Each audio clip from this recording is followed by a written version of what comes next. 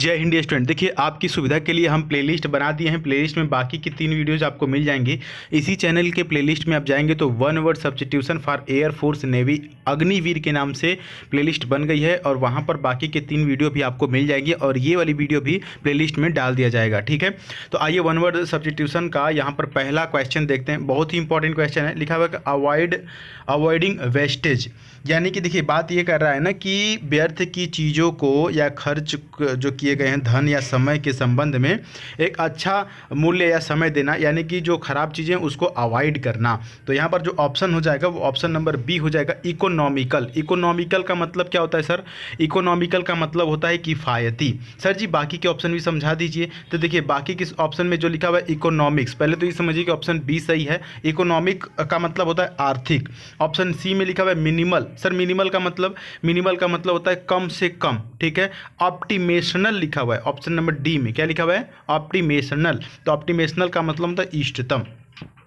Next की तरफ बढ़ लेते हैं। यहाँ पर लिखा हुआ है sole right to make and sell some invention, यानी कि कह रहा है कि कुछ आविष्कार करने और बेचने का एकमात्र अधिकार। कुछ भी आविष्कार करने या बेचने का एकमात्र अधिकार। सोल राइट मतलब अधिकार है।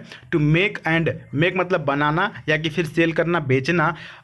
सम इन्वेंशन, ठीक है, किसी भी आविष्कार के लिए किसी भी चीज़ के लिए एकमात्र अधिकार, तो उसको पेटेंट बोलते हैं। आपने सुना होगा कि इस कंपनी का पेटेंट कौन है, मतलब किसी भी कंपनी का किसी भी चीज़ को लोग क्या करा लेते हैं, जो उनका खुद का रहता है वो पेटेंट करा लेते हैं। पेटेंट का मतलब कि अब उन्हीं के पास वो अधिकार है कि वो उस चीज़ को सेल कर सकते हैं या मेक कर सकते हैं, बना सकते हैं या कि फिर बेच सकते हैं। ठीक है, ऐसा नहीं कि एडिडास है तो एडिडास कोई भी बना लेगा और कोई भी बेच लेगा। एडिडास जिसने पेटेंट कराया है वही करेगा। जैसे एडिडास है, एप्पल है, या मतलब तमाम जो कंपनियां हैं जो अपना पेटेंट करा लेते हैं तो उनका एक अधिकार हो जाता है। तो ऑप्शन नंबर डी है। बात समझ में आ गई?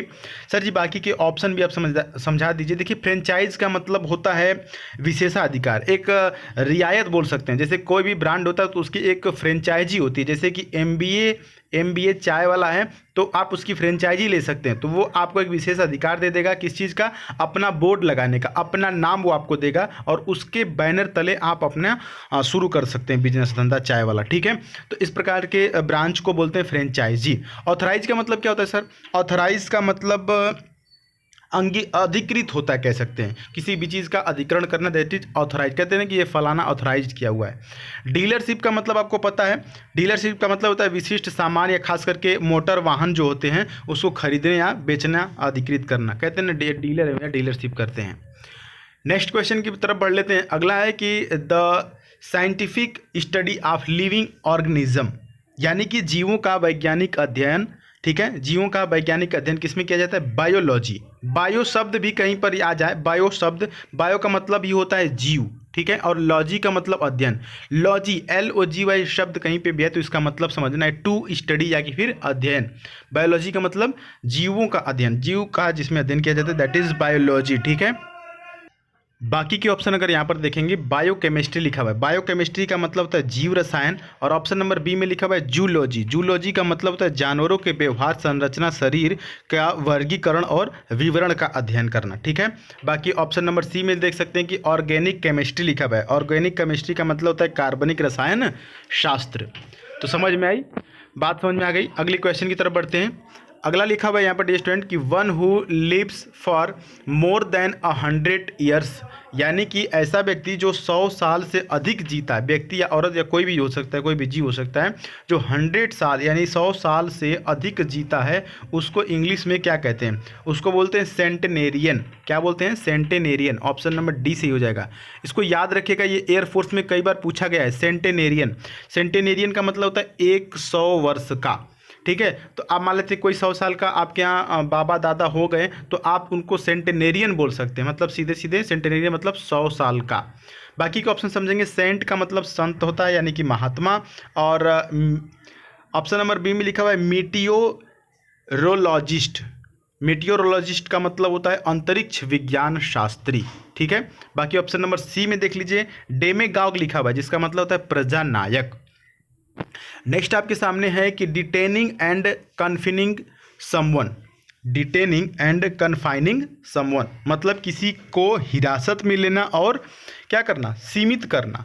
होता है ना कि किसी को पुलिस क्या करती है कि हिरासत में ले लेती है और उसको एकदम नज़रबंद कर देती है। मतलब हिंदी में एक शब्द होता है नज़रबंद करना, तो इंग्लिश में इसको बोलते हैं, ऑप्शन नंबर डी हो जाएगा। इंग्लिश में इसको बोलते हैं इंटरनमेंट। क्या बोलते हैं? इंटरनमेंट। इंटरनमेंट का मतलब होता है नज़रबंद करना, ठीक है। तो किसी को हिरासत में लेना, खास करके जैसे मान लेते हैं कि बनारस में जब पीएम आते हैं तो जो लोग नामी गामी जो इस प्रकार के बदमाश या गुंडे टाइप के होते हैं उनको नज़रबंद कर दिया जाता है। मतलब कि उनको एक खास हिरासत में ले लिया जाता है और उनको नज़रबंद कर दिया जाता है, यानी कि सीमित कर दिया जाता है। तो नज़रबंदी का इंग्लिश होता है internment. Option number D is right here. बाकी की ऑप्शन अगर आप समझने की कोशिश करेंगे तो ऑप्शन नंबर ए में लिखा हुआ है इंटरप्शन। इंटरप्शन का मतलब क्या होता है सर? इंटरप्शन का मतलब क्या होता है? इसका मतलब होता है व्यवधान। ऑप्शन नंबर बी में लिखा है इंट्रोगेशन। इंट्रोगेशन का मतलब सर, इंट्रोगेशन का मतलब पूछताछ करना। ऑप्शन नंबर सी देखिए बहुत ही इंपॉर्टेंट है, इंटरमेंट लिखा हुआ है। इस चीज़ को समझ लीजिएगा। इंटरमेंट का मतलब क्या होता है? इंटरमेंट का मतलब होता है दफन करना। खास करके मुस्लिम समाज में जो गड्ढे खोद करके जो मुर्दे होते हैं उनको जो दफनाया जाता है, दैट इज इंटरमेंट। मतलब किसी चीज़ को दफन करना, और खास करके किसको दफन करना? मुर्दा को दफन करना। क्लियर? बात समझ में आ गई? नेक्स्ट की तरफ बढ़ते हैं जो कि बहुत ही इंपॉर्टेंट है, और ये लास्ट भी इसको समझ लीजिएगा। लिखा हुआ है कि science of the races of mankind. मतलब कि मैनकाइंड यानी कि विभिन्न लोगों के विशेषताओं और उनके बीच अंतर और संबंधों का अध्ययन। इसको क्या बोलते हैं सर? इसको बोलते हैं एथनोलॉजी। क्या बोलते हैं? एथनोलॉजी। मैंने क्या कहा था कि LOGY, लॉजी शब्द कहीं पर भी आ जाए तो उसका मतलब होता है अध्ययन करना, टू स्टडी। ठीक है, जैसे यहाँ पर ऑप्शन ए भी समझ लीजिएगा। ए में लिखा हुआ है जीनियोलॉजी। जीनियोलॉजी का मतलब होता है वंशावली, मतलब वंश के अध्ययन करना। जैसे आप कौन है, आपके पिता, आपके पिता के पिता, उसके बाद आपके दादा परदादा, ऐसे एक वंशावली चली आती है, दैट इज जीनियोलॉजी। बाकी ऑप्शन बी में समझिएगा, इसमें भी लॉजी है तो कुछ ना कुछ अध्ययन के बारे में बात किया जाएगा। लिखा हुआ है एटियोलॉजी।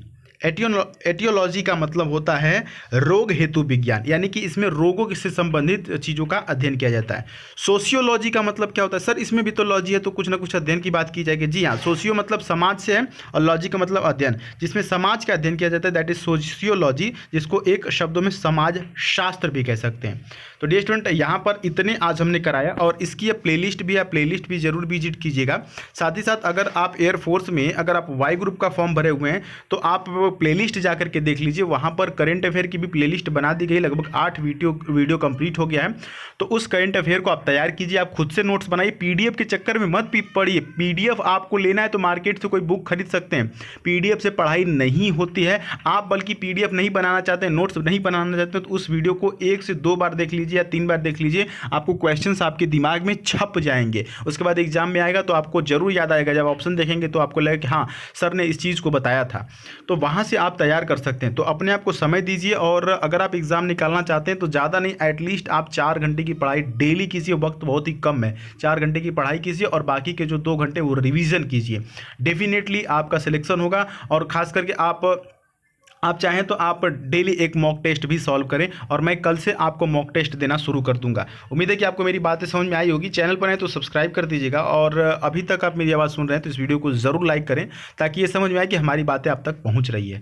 चलिए, जय हिंद, वंदे।